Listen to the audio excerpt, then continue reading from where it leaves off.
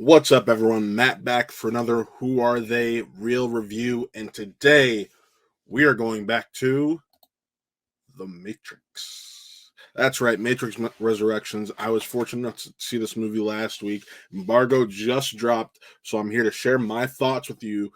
And I just gotta say, this was a nice, refreshing piece of film. I enjoyed it a lot. It is something only a Matrix film could get away with doing. And I think that's why this movie is going to be divisive because it's very meta. The performances, especially Keanu and Carrie-Anne Moss, Keanu, Jonathan Groff, excuse me, um, were just pitch perfect, phenomenal, anything you'd want them to be. And Neil Patrick Harris steals the show whenever he's on screen. I just absolutely dug the living hell out of this film. There are some pacing issues on occasion, and that tends to happen.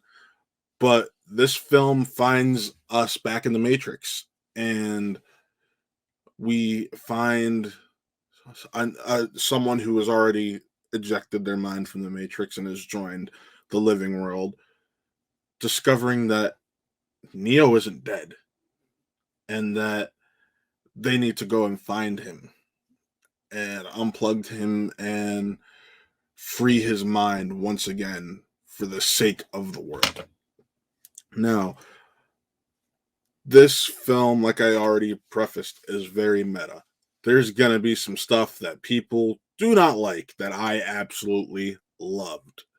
Um, I like that they poked fun at reboots and legacy sequels and how studios are going to do them whether you like it or not. So you might as well be, if you're the creator, you might as well be the one behind it and things like that. Because with what Neo's job is in this film, and I'm gonna keep that as a surprise for you all, it really works from that creative side and point of view, and at the same time fits into what we already know as Tom Anderson as he is when he's not unplugged from the Matrix.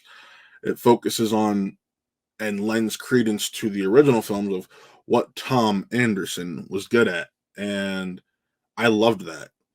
And we find out that in this new version of the Matrix, some people may not be what they appear to be.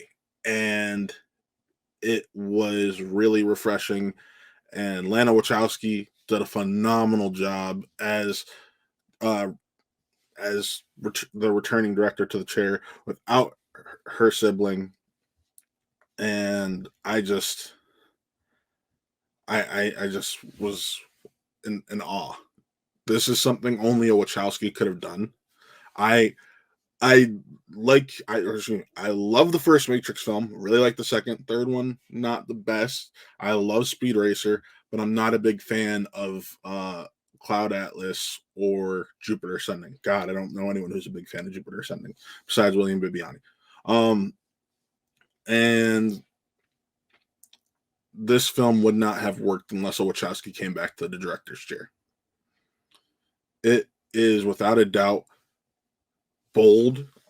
They call out some of the Hollywood hierarchy and things like that, while also paying homage using the deja vu we've already heard about in past Matrix films to work in their advantage. The effects, there's no real like groundbreaking new effects that is driving this film forward like it did with past Matrix films. But something that this film does that I thought was the heart of it, no pun intended with what I'm about to say, is really make us care and focus on the Trinity and Neo love story, because that is the driving force of this film.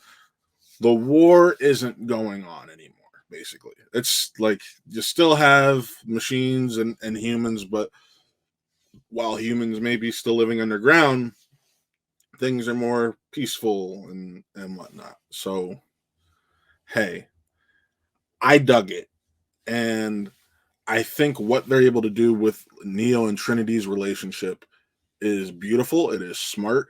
The explanation as to why they are both alive is well thought out.